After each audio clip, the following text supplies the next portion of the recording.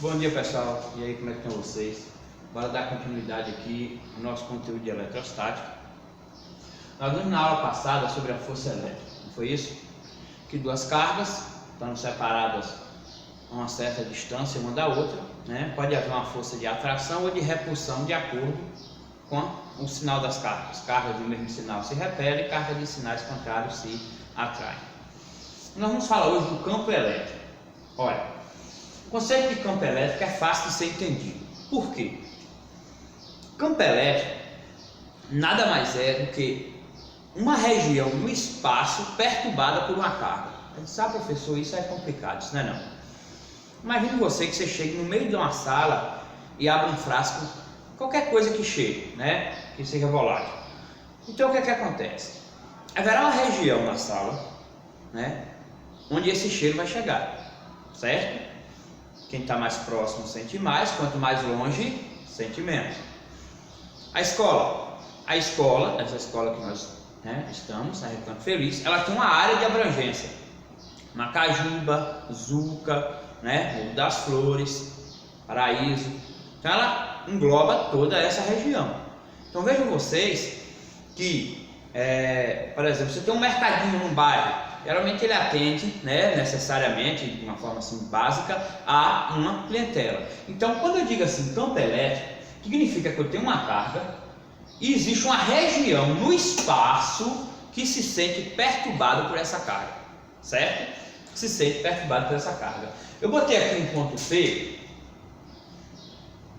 Então, estando a uma certa distância, esse ponto sofre uma perturbação, Tudo que está, qualquer carga que esteja nesse ponto, sofre a influência dessa carga aqui, correto? Entendeu isso aí? Então, quanto mais próximo, maior. Entenda a questão do perfume. Quanto mais próximo eu estou, maior é a força dessa carga. Nós dizemos que cargas positivas ao vetor, campo elétrico, letra E, geram vetores de afastamento. Isso aqui, cargas negativas, geram vetores de aproximação.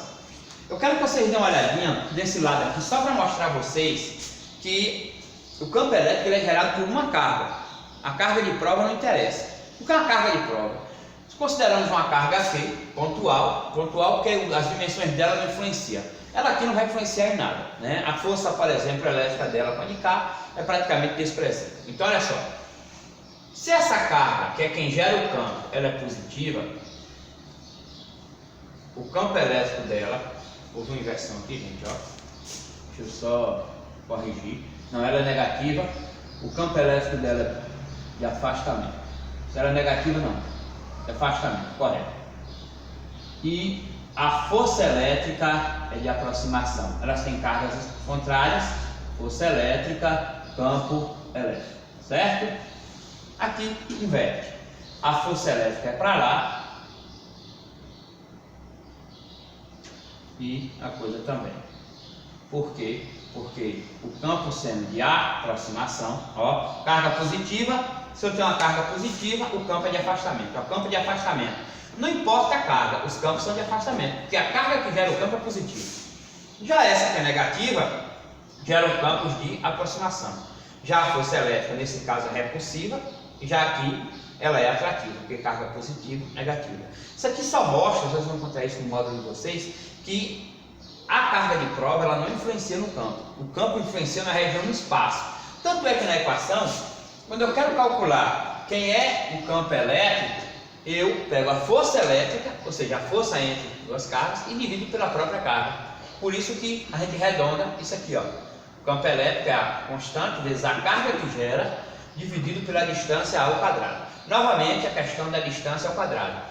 Quanto maior a distância, menor o campo. Ou seja, quanto mais distante você está da carga, menor a influência desse campo. Gente, a gente vai ver isso também em campo elétrico ou magnético. Se você tem um ímã, então existe uma região no espaço perturbada por esse ímã. Alguns detalhes sobre as linhas de campo. Deixa eu procurar um que eu empresto aqui. Olha só. Eu tenho uma carga positiva e uma carga negativa, certo? Essa tem linhas de afastamento e essa de aproximação. Está aqui, Por isso que elas são assim, Então essas, as linhas de campo, que são linhas imaginárias para representar o comportamento do campo, e essas é de afastamento, certo? Porque cargas positivas geram linhas imaginárias, como se eu quisesse representar o comportamento do campo elétrico através dessas linhas. Agora olha só, se eu tenho uma carga positiva e outra positiva, as duas é de quê? De afastamento. Ó. Vocês perceberam uma coisa? As linhas não se cruzam, certo? As linhas não se cruzam. Se fosse negativo, professor, negativo, negativo, ó, aproximação, você só inverte, ó, elas não se cruzam, certo? Positivo, negativo, positivo, positivo, negativo, negativo. Então, eram de aproximação, mas elas não se cruzam. Algum outro detalhe, professor? Quanto mais próximos as linhas estão, mais intenso é o campo.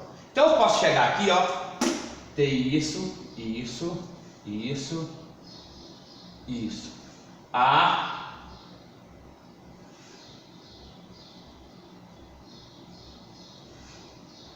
B e C. Olha, logo de cara, hein, gente? Se as linhas vão daqui para lá, aqui é positivo, aqui é negativo. Onde é o campo é mais intenso? Onde elas estão mais próximas. Então aqui seria em B, certo? Aonde tem mais linhas. Se aqui existe mais linhas, numa mesma área, no mesmo espaço, ó, eu tenho esse espaço delimitado, 1, 2, 3 linhas. Nesse mesmo espaço, se eu tiver mais linhas de campo, mais intenso é o campo. Ok? Outra coisa interessante, o que é um campo uniforme? Então olha para aqui. Um campo uniforme é aquele formado por duas placas, uma positiva e outra negativa. Então ele sempre vai fazer isso, ó. As linhas são paralelas, que é o campo que nós vamos estudar mais, certo? Então eu tenho um campo elétrico aqui. Ele poderia estar representado sem as placas, ó, só com E em cima, que é quem representa o campo elétrico, certo? Se eu tenho uma carga, por exemplo, positiva entrando nesse campo, o que é que vai acontecer com ela? Ela faz isso. Por quê? Ela entra, ela vai se sentir repudiada pela placa positiva e atraída pela placa negativa, certo?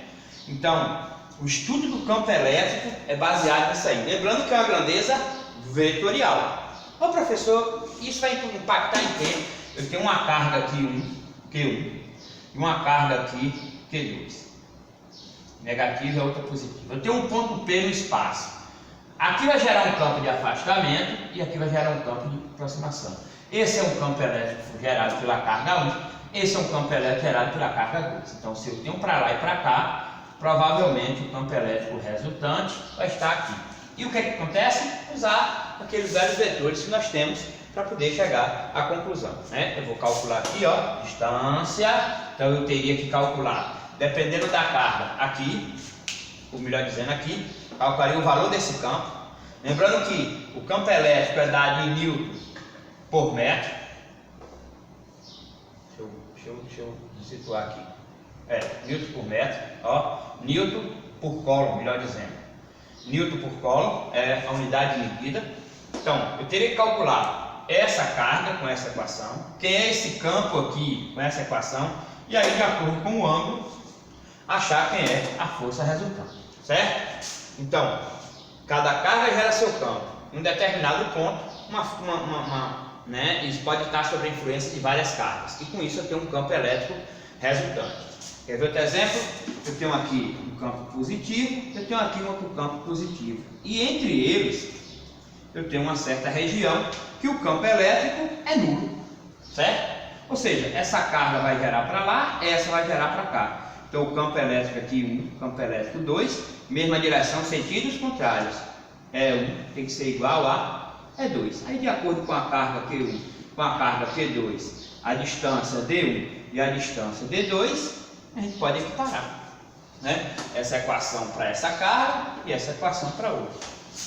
Quando ele diz que é nula, quando ele diz que está em equilíbrio. Lembrando que equilíbrio se refere à força elétrica ou força resultante igual a zero. A palavra equilíbrio, gente, ó, é equilíbrio nos remete a força resultante igual a zero, certo? Força resultante igual a zero.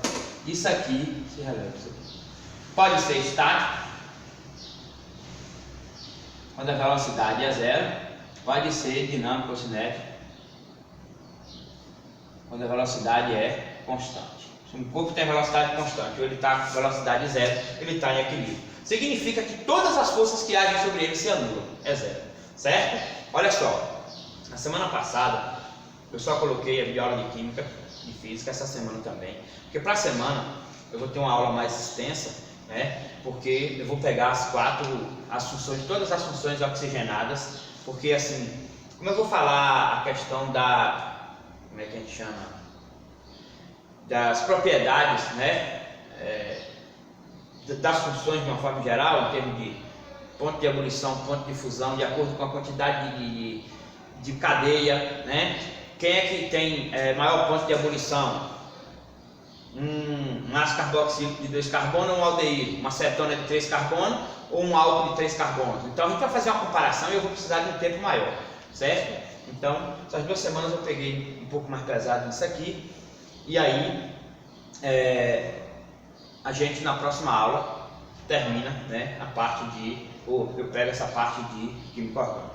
Acredito eu que na aula que vem, em mais 2 aulas a gente termina a química orgânica. E mais uma aula a gente termina a parte de física. Por quê? Porque o básico para a gente é essas 2 coisas, viu gente? É força elétrica e campo elétrico. O que a gente vai ver agora é potencial elétrico e energia elétrica. Isso aí, ó, tem uma importância bem menor, certo?